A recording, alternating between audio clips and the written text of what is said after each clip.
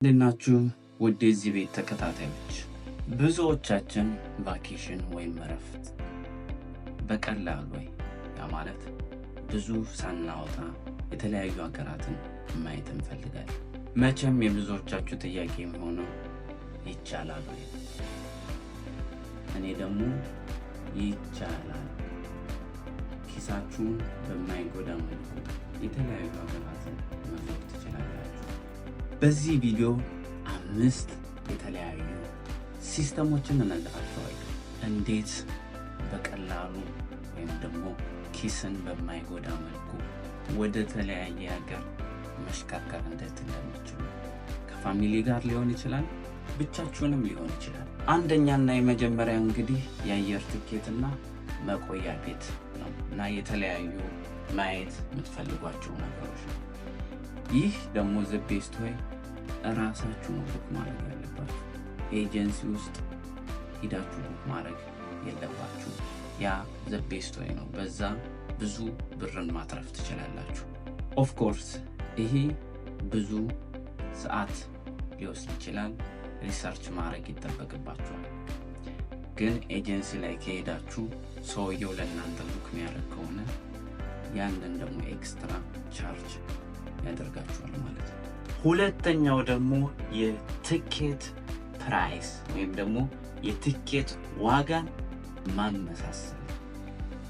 ይህ በጣም የሚገርማችሁ the same ፕራይስ ሆኖ ዛሬ ያያችሁት ፕራይስ ለነገ የተለያየ ነው።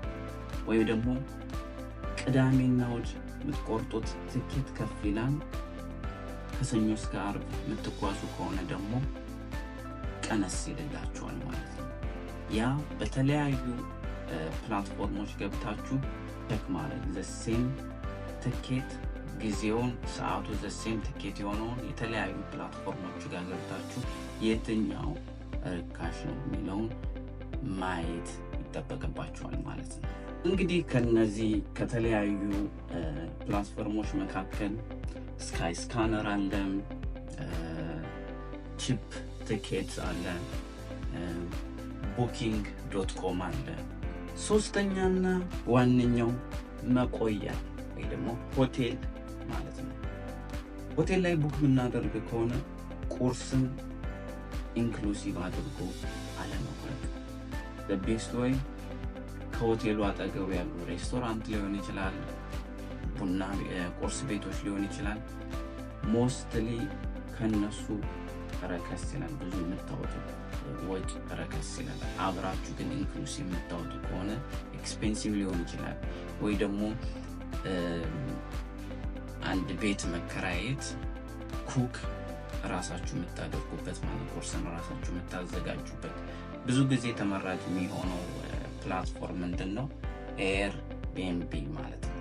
እዛ ላይ ቤት ነው፣ ሂዳችሁ ገብታችሁ ቁርስን ራሳችሁ ማዘጋጀት ትችላላችሁ። ምሳን ደግሞ ወጣችሁ እንግዲህ። አራተኛው ደግሞ መክፈያ መንገድ ነው። አሁን ለምሳሌ ፈረንሳይ ስትሄዱ ዩሮ ሊሆን ይችላል፣ ስዊድን ስትሄዱ ክሮን ሊሆን ይችላል።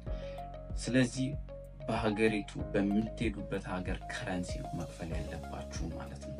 በካርድም ሊሆን ይችላል፣ ብር ስታወጡም ሊሆን ይችላል። በሀገሪቱ ከረንሲ፣ በእናንተ ሀገር ከረንሲ መክፈል ያለባችሁ።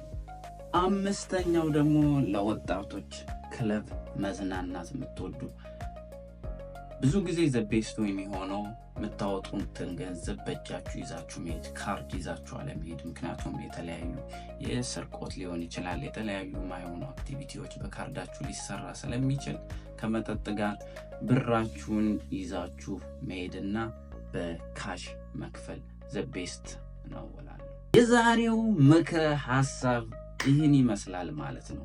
ምናልባት ጥያቄ ሊኖራችሁ ይችላል። ጥያቄውን ኮሜንት ላይ አስቀምጡ። እንዴት ነው ቡክ ማድረግ የምንችለው?